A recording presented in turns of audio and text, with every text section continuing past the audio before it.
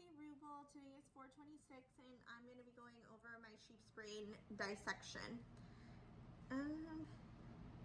So I went ahead and transected off the meninges of the brain here.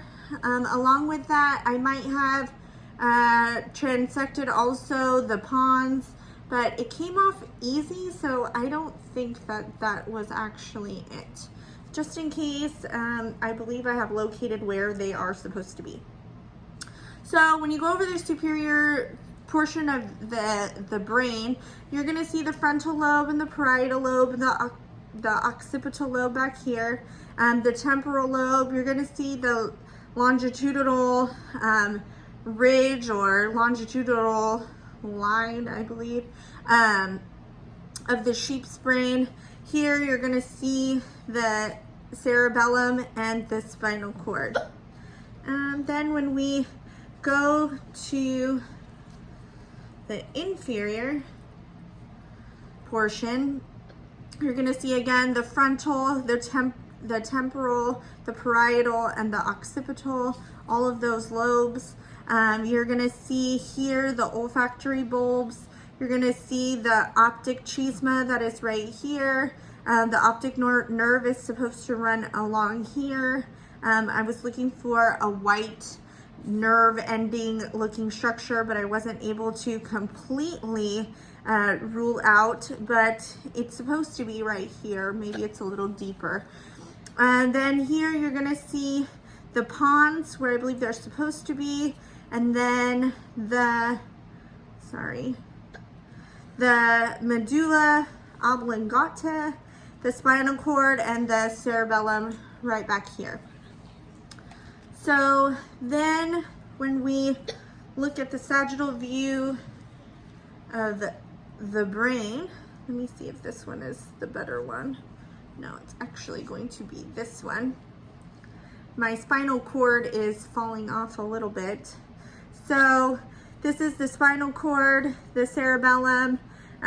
Here is going to be the pineal gland, which is this little area right here. The pons is about right here, this groove or this dention right here.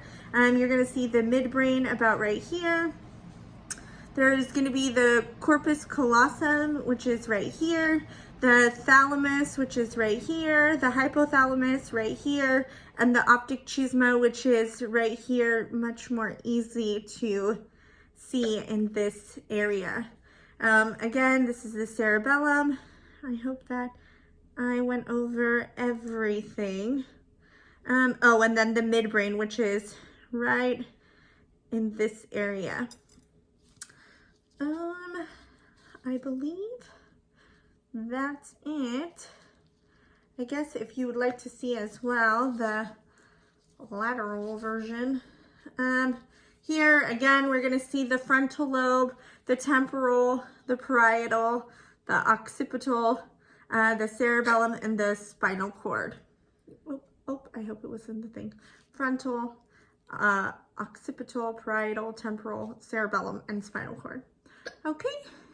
So when we think about a disease that affects the nervous system or central nervous system, we think about the brain, or at least I do. Specifically, Alzheimer's disease is a disease that's common that affects the brain. It basically causes the the cells in the brain to diminish or deplete, causing those brain cells to die off. So what happens to the patients is they have issues remembering things, they're very forgetful, and then that progresses to dementia, where then the patients end up not being able to breathe or eat on their own, and then eventually they die. So this common nervous system disease that affects the brain is unfortunately not curable, but it is definitely a common disease that we see in the central nervous system. So thank you so much for watching. Bye-bye.